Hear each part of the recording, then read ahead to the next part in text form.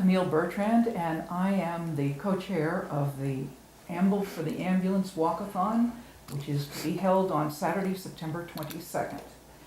I co-chair it with Joan Pagan, who could not be here today. I think she's a little camera shy, but anyway. We had our first pre-registration this past Tuesday, and we're looking forward to the next one, which will be September the 11th, which is a Tuesday from 10 to 12 in the lobby of Sarah Cook Hall. And we certainly hope as many of you can come out. Those of you who are unable to because you work or whatever, the day of the walkathon, we also will accept people come in and register that day as well. And I want to introduce you to Monica Bauer. Monica, turn it back. Okay, I'm the past president of the walkathon. I co-chaired it with Ginny Garris, and we did it for the first 3 years. When we first started out, the first year we had about 150 people registered.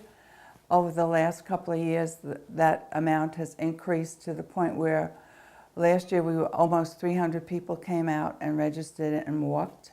We had so many people willing to help and volunteer their time and their services. We had different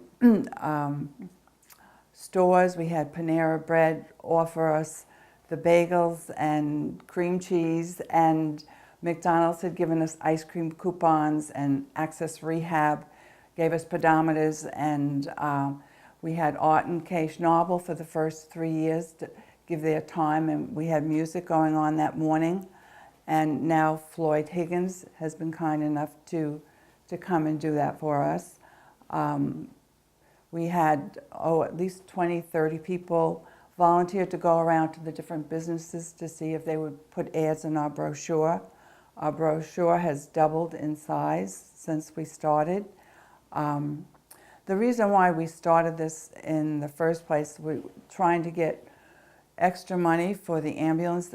Starting back in the 1990s, the state laws have changed where we needed 3 people on duty for 2 shifts, 2 12-hour shifts a day, which required 6 people over a 24-hour period. It was 365 days, 7 days a week. In the beginning of the 2000s, the economy kind of hit us, and people started going back to work. We lost some of our volunteers, and we had to hire more people to cover those shifts in order to comply with the state. And as a result of that, we at the moment have only 13 volunteers, and the rest of the crew has to be paid. And our ambulance is getting a little bit older. We will need a replacement in a few years. And so the walkathon was an idea that came out of one of the board meetings, and Dave Wakely was the one who came up with the Amble for the Ambulance, which we thought was a very cute play on words, being that we're seniors and we don't walk as fast as we would normally walk. And that kind of caught on. It's kind of a catchy phrase. We're at the moment looking for ads in our brochure. Last year, 22 out of the 24 condos placed ads in the brochure. We had about 14 clubs last year that also placed ads. And some of the residents also placed personal ads. So we are still taking ads up until the first week of September. So if anybody would like to do that, we would really appreciate that. How much do the ads cost? The ads cost $25 for a quarter page, $50 for a half a page, and $100 for a full page.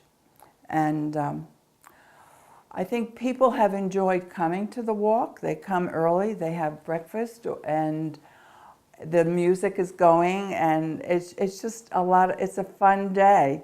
We have people coming Friday afternoon to help. We have signs that Ed Jantz and Joe Novak for the last few years, and also Norman Simon, who's no longer here in the village, would go around putting the signs out to give the directions. And so we start Friday afternoon around 3 o'clock with the signs, and people come to help set up the tables. It's 6 o'clock Saturday morning. the balloons get blown up, and Dunkin' Donuts has been kind enough the last couple of years to give us boxes of Joe, so we have nice hot coffee waiting for the people that are willing to come out that early to help, and we would just appreciate anything anybody can do to help with the ambulance. I personally feel, and I've always felt, that the ambulance is probably the greatest asset we have here, and I don't think people realize that until they actually have to use it. So come and have fun and enjoy the day. 22nd. And by the way, the rain date is September 23rd for those. It's always usually the Sunday after is what we'd like to do. So hopefully, we haven't had to use a rain date, have we? Oh yes, the first one. Really? Okay. Yeah, the first time we did it. And we found out from that it became very important on the form, on the registration form, to put telephone numbers down, because we had to hustle and look up everybody's number Oh, wow. to let them know. Yeah. Yeah. How did everybody still show up on Sunday? Almost everybody did, yes. Oh, that's great. Yeah, almost everybody did. So, Now, also, with the walk, there's two different walks. One is a 1 mile walk, and then there's a 2 mile walk. All well marked so that no one will be able to get lost, hopefully. And there's water stations along the way to make sure everyone stays hydrated, which is also important. and also another thing that's coming up this year is there's a condo challenge, Right. where whatever condo has the most walkers will receive some kind of recognition. What we've decided on is we're getting a plaque, which we're going to hang somewhere here in the activities building, which will have the condo number on it, and we will start with last year's winner and just keep it going. Oh, okay, that's good. Yep. The check-in time is at 9 o'clock. The walk starts at 10. That gives people time to check in and then have a little bite to eat. We also have, as part of the walk, not only do we have the 1 to 2 mile walk, but we also have people who have walkers that can walk. Are we having the dogs again this year? Yep, and dogs. Matter of fact, someone was already signed up with the dog. For the dog walk? Yep. Okay. Yeah. So it's always fun. And everybody loves to see the dogs anyway. And Betty Napodi, over the last few years, has made a real effort in trying to get the ads for the brochure, both from the condos, mostly the condos and the clubs.